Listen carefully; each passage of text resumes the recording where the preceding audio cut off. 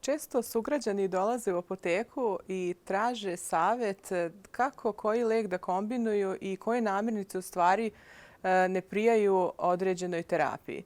Najčešće su to u pitanju antibiotici, jer posebno tetraciklini i dovicin, koji ne bi trebali da se kombinuju sa mlečnim proizvodima, jer je poznato da mleko i mlečni proizvodi su bogati kalcijumom. Kalcijum u organizmu stupa u komplekse sa antibioticima, gradeći supstancu u gornjem delu tankog creva, koja može da smanji ili potpuno umanji efekat leka. Također, recimo, mnogi ljudi koriste antikoagulanse, lekove koji se koriste kod razređivanja krvi, i takvim pacijentima treba naglasiti da vode računa što se tiče vitamina K. Da treba da izbjegavaju zeleno povrće i razne salate jer su bogate vitaminom K, a vitamin K je odličan kao faktor koagulacije, odnosno zgrušavanja krvi. Također, mnogi pacijenti piju recimo bisfosfonate, lekove koji se koriste u terapiji osteoporoze. Takvim pacijentima treba naglasiti kada uzmu taj lek, obavezno u stojećem položaju uz punu čašu vode i posle toga šetnja najmanje pola sata, jer su to uvek krupne tablete koje se malo teže resorbuju. Pacijent je ušao u apoteku i rekao da je na terapiji digoksinom.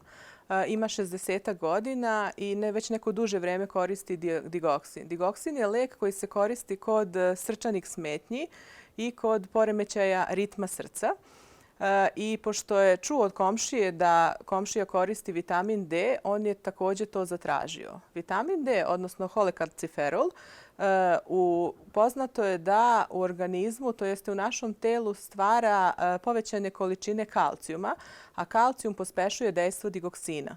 U tom slučaju došlo bi do toksičnosti pacijenta ili da poremećaja srčanog ritma. Zato je važno sugerisati da nikako na svoju ruku ne koristi suplemente, nego se posavetuje sa lekarom kako ne bi došlo do ozbiljnih smetnji poput zamućenja vida, zujanja ušima, zatvora, bola, mučnine i sl. Također, takvim pacijentima se savjetuje da ako imaju bilo kakav problem sa bubrezima, varenjem i sl., obavezno se jave lekaru, jer u tom slučaju ne bi trebali da koriste digoksin. Ili recimo, dolaze često pacijenti u apoteku i traže loperamid. Loperamid mi možemo da samo izdamo lek pacijentu ili uvek bolji slučaj kada pitamo za koga je taj lek, koliko dugo ga koristi i za šta ga koristi. Pacijentkinja je rekla da duže vreme pije loperamid jer nema vremena da ode kod lekara, da joj on pomaže, ali da i ne zna baš pravilan način upotrebe. Takvim pacijentima obavezno sugerisati da su to lekovi koji se ne piju na duge staze, da se koristi obavezno 2 tablete odjednom, a kasnije po jedna, i da je 8 tableta maksimalno za jedan dan. I naravno, obavezno javiti se lekaru.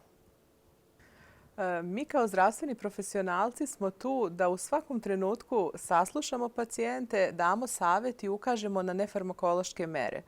Jer pacijenti razne lekove traže i onda moramo da se nekako poistovetimo sa njima i da im ukažemo šta u stvari mi tu možemo da damo, a šta oni bi smeli ili ne bi smeli da koriste, a da se ne ljute. Zato je veoma važna ta empatija i to poverenje koje steknemo. Tada će i terapija biti mnogo uspešnija.